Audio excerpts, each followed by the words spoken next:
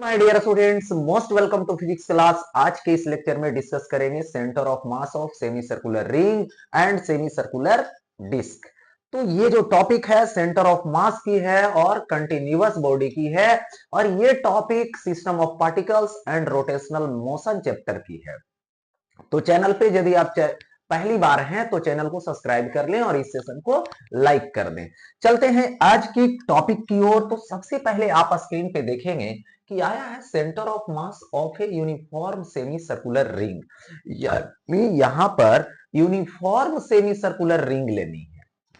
Okay, तो यहां पर देखिए, सबसे पहले बता दूं कि ये रहा सर्कुलर रिंग है। Suppose that uniform circular ring है, और इस यूनिफॉर्म सर्कुलर रिंग का यहां पर क्या है, सेंटर है। ओके, यदि ये सेमी सॉरी रिंग है पूरी तरह से यूनिफॉर्म है, तो इसका सेंटर ऑफ मास की लोकेशन इसके ज्योमेट्रिकल सेंटर पे होगी, मतलब इसी सेंटर पर होगी। जिसका मेन वजह क्या होगा, तो यूनिफॉर्म जो बॉडी होती है, यूनिफॉर्म जो कोई भी सिस्टम होता है, तो उसकी सेंटर ऑफ मास उसका ज्योमेट्रिकल सेंटर पर ही रहता है। अच्छा, तो यही होगा, बट मुझे नहीं चाहिए। मुझे क्या चाहिए, सेमी सर्कुलर। तो इसका हाफ कीजिए। सेमी सर्कुलर का मतलब इसका क्या करनी है मुझे, तो हाफ करनी है। चलो, हाफ कर दिया मैंने। ठीक है, अब देखो, हाफ जैसे किया तो ये प्लेन में रखे हैं इसको, तो ये प्लेन का ये जो एक्सिस है ये तो एक्स होगी, और यहां पर क्या है, ओरिजिन है।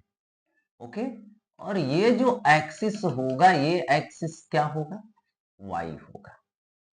ठीक है, और यहां से ये इसका क्या होगा, तो ये इसका रेडियस होगा। चलो ठीक है, रेडियस हो। अब इस हाफ रिंग की यदि बात करें, तो इसका सेंटर ऑफ मास की लोकेशन लेनी है। तो ये तो ऐसे जब है तो एक्स में भी है और वाई में भी है। ठीक है, तो यदि एक्स और वाई दोनों में है, तो इस केस में आपको एक बार एक्स सीएम निकालनी होगी और एक बार क्या करनी होगी, वाई सीएम निकालनी होगी। लेकिन उसके लिए क्या करना पड़ेगा, एक छोटा सा पार्ट कट करना होगा। चलो ठीक है, एक छोटा सा हम पार्ट कट करने जा रहे हैं। तो ये छोटा सा पार्ट हम कहां कट करेंगे, सपोज दैट यहां पर कट करेंगे, यहां पे कट करेंगे। ओके, और ये इसके साथ एंगल कितना बनाएगा, थीटा बनाएगा, और इसका एंगल कितना होगा, ये एंगल कितना बनाएगा, तो ये angle suppose that D theta बनाएगा। ओके, इसकी मास कितना होगी, तो इसकी मास, जो छोटा पार्ट हम कट किए हैं, इसका मास डीएम होगा।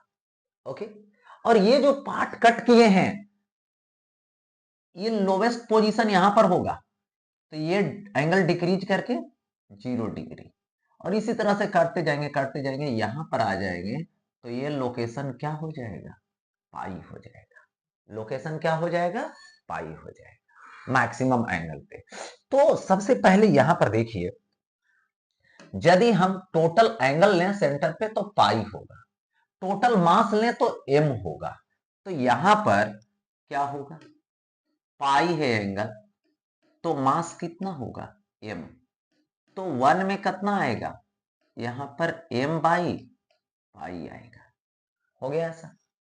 तो कितना में चाहिए, डी थीटा में चाहिए, डी थीटा में चाहिए, तो क्या आएगा, एम बाई पाई इंटू क्या आएगा, डी थीटा आएगा। यहां पे D M is equal to M by pi होगा, इंटू क्या आएगा, डी थीटा आएगा। ठीक है, तो ये क्या निकल गया, मास निकल गया। अब देखो, इसकी यदि हम लोकेशन निकालें, तो यहां से देखिए, ये लोकेशन क्या है, तो y है, और ये लोकेशन क्या है, यहां से यहां तक x है। ठीक है, क्योंकि कंटिन्यूअस बॉडी के लिए x एक्सिस का सेंटर ऑफ मास निकालने के लिए x पोजीशन चाहिए, y एक्सिस में सेंटर ऑफ मास निकालने के लिए y पोजीशन चाहिए। तो ये यहां पर आप देख रहे हैं छोटा सा ट्रायंगल है। और ये जो देख रहे हैं वो रेडियस है, तो बेस होगा, ये हाइपोटेनस होगा। तो यहां पर हम लोग लिख सकते हैं x बाई आर, तो base by hypotenuse is equal to cos theta, तो x is equal to R cos theta. उसी तरह से ये है y और ये है हाइपोटेनस, तो y by R is equal to क्या आएगा, साइन थीटा आएगा। y इज इक्वल टू क्या आएगा, तो यहां पे r साइन थीटा आएगा। y is equal to r sine theta आ जाएगा। ठीक है, ये दे दिया गया। अब हम सेंटर ऑफ मास की ओर बढ़ेंगे, सेंटर ऑफ मास निकालने का प्रयास करेंगे। तो सबसे पहले इन एक्स एक्सिस या तो अलोंग एक्स एक्सिस, यानी बोल सकते हैं centre of mass x axis में। ठीक, तो यहां पर क्या लिखेंगे फॉर्मूला, एक्स एक्सिस में क्या होता है, एक्स सीएम होता है। इसका बेसिक कंसेप्ट क्या होता है, एक्स डीएम होता है, और बाई क्या होता है, डीएम का इंटीग्रेशन होता है, यही होगा। अच्छा, तो यहां पर एक सीएम रखो इज इक्वल टू क्या होगा और एक्स डीएम। चलो ठीक है, एक्स एक्स की वैल्यू कितना है, आर कॉस थीटा। ठीक है, डीएम की value M by pi D theta, M by pi और ए आएगा डी थीटा, बाई क्या आएगा, मास का इंटीग्रेशन, तो मास का इंटीग्रेशन जब भी आएगा तो एम आएगा। M R by pi out कर लीजिए, एम बाहर हो जाएगा। अब यहां से एक C M is equal to M R by pi बाहर कर लिए, बाई एम है, ओके, और इंटीग्रेशन लगा दो, ओके, इंटीग्रेशन लगा दूंगा, एम आर बाई पाई बाहर होगा, कॉस थीटा डी थीटा होगा, ये आएगा यहाँ पे कॉस थीटा डी थीटा, और ये होगा 0 डिग्री से कहां तक, पाई तक। ठीक है, तो यहां पर आप कैंसिल करोगे जब, तो m से m कैंसिल, तो ये आ जाएगा एक cm is equal to R by pi, और cos थीटा का इंटीग्रेशन देखिए, साइन का इंटीग्रेशन सॉरी साइन का डिफरेंशिएशन cos होता है, और इंटीग्रेट करोगे तो जस्ट उल्टा हो जाएगा। चलो ठीक है, साइन cos का इंटीग्रेशन साइन थीटा आएगा, क्योंकि साइन का डिफरेंशिएशन cos होता है, तो 0 डिग्री टू पाई ले लो। अब देखो यहां से r रखने दो, बाई पाई रहने दो, अपर लिमिट बैठाओ, साइन पाई रखेंगे, माइनस साइन 0 डिग्री रखेंगे, तो साइन पाई साइन 180 डिग्री 0, ये भी 0, तो r बाई पाई और 0 माइनस 0 दैट मीन्स 0, सो एक cm इज इक्वल टू 0, एक cm इज इक्वल टू 0 हो जाएगा। अच्छा, ये आ गया। अब हम फाइंड करने वाले हैं क्या, तो यहां पर y cm इंटीग्रेशन क्या होगा, एलोंग y एक्सिस में सेंटर ऑफ मास, तो सिंपल है, यहां पर क्या लगाओगे, y dm लगाओगे, बाई क्या लगाओगे, dm लगाओगे, ओके, तो यहां पर y cm लेता हूं। ठीक है, तो देखिए यहां पर इंटीग्रेशन y की जो वैल्यू है वो पुट कीजिए, कितना, r साइन थीटा लीजिए, r साइन थीटा लीजिए इंटू dm, तो m बाई पाई और ये आएगा d थीटा, बाई dm का इंटीग्रेशन m आएगा, तो यहां पर y cm आएगा, m r बाई पाई बाहर, m बाहर, m r बाई पाई और पाई m, integration sine theta D theta होगा ऐसा।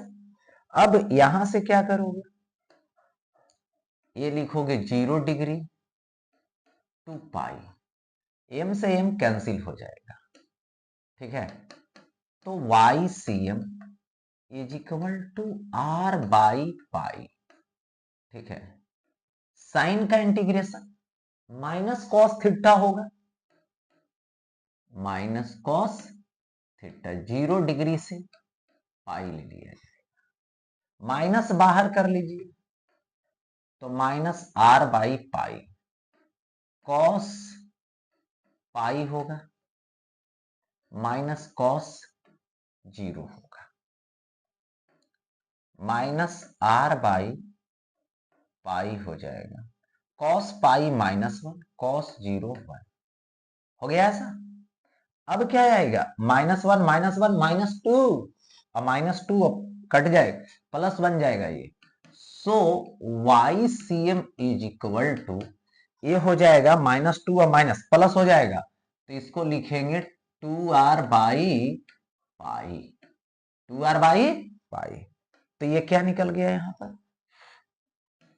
यहां पर सेंटर ऑफ मास की लोकेशन मिल गया। ओके, सेंटर ऑफ मास की लोकेशन एक्स एक्सिस में एक बार और एक बार वाई एक्सिस में। तो यहां पर सोच सकते हैं कि ये रहा सेमी सर्कुलर, ठीक है, और यहां से ऐसे एक्स है, ये ओरिजिन है, और ये क्या है, वाई है, और यहां पर क्या लोगे, सेंटर ऑफ मास लोगे। और एक्स में तो नहीं होगा, बट किस में होगा, वाई में होगा। कितना होगा वाई में, तो 2r बाई पाई होगा, 2r बाई पाई होगा। तो यही सेंटर ऑफ मास की लोकेशन मिल गया। किसका, तो सेमी सर्कुलर रिंग का, यूनिफॉर्म सेमी सर्कुलर रिंग का। वाई एक्सिस में नहीं होगा, सिर्फ एक्स एक्सिस में होगा। अच्छा, अब देखो आगे, देखिए अब आता है सेमी सर्कुलर डिस्क, मतलब ये सेमी सर्कुलर डिस्क है, और यदि चाहते हैं कि इसको भी हम प्रूफ करें, देखिए प्रूफ करने का कोई है ना कहीं पर आएगा नहीं, तो सिंपल में इसको आद रख सकते हैं। और यदि मन है कि हम प्रूफ करें, तो आपने सेमी सर्कुलर रिंग में क्या किया, छोटा सा पार्ट काटा और इंटीग्रेट किया एक्स और वाई के लिए। लेकिन इसमें छोटा सा पार्ट काटोगे तो रिंग कटेगा, यहां पर रिंग कटेगा, और उसकी रेडियस 0 से लेके कैपिटल आर तक होगी, ठीक है, इंटीग्रेशन में। और सेंटर ऑफ मास निकाल सकते हो रिंग काट करके, जो कि कितना आएगा, जब भी आएगा तो ऐसे रखे हैं तो एक्स में तो होगा नहीं, वाई में ही होगा, 4r बाई 3 पाई होगा, ठीक है। यदि आपके पास हेमिस्फेरिकल सेल है, मतलब हॉलो स्फीयर होता है ना, उसको बीच में काट दो, ये हाफ स्फीयर है लेकिन हॉलो वाला है, तो बीच में खाली खाली कटोरा जैसा लगेगा। इसकी जो सेंटर ऑफ मास की लोकेशन होगी वो r/2 पर होगा, और वो भी क्या, वाई एक्सिस में, यदि ऐसा रखे हैं तब, ठीक है। यानी बेस के, ये जो बेस होता है ना इसका, उसका परपेंडिकुलर जाएगा, ठीक है, r/2 पर, हेमी स्फेरिकल सेल का।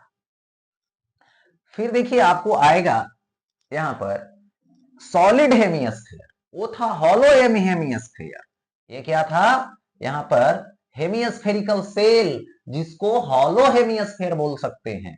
अच्छा, और ये सॉलिड है, मतलब कोई सॉलिड स्फीयर है, उसको बीच से काट दो, तो इसका जो सेंटर ऑफ मास होगी, ऐसे रखोगे तो वाई एक्सिस में ही होगी, इसके बेस के परपेंडिकुलर एक्सिस पे ही होगी, और कितना होगी, तो 3r/8 पर होगी, ठीक है, 3r/8 पर होगी।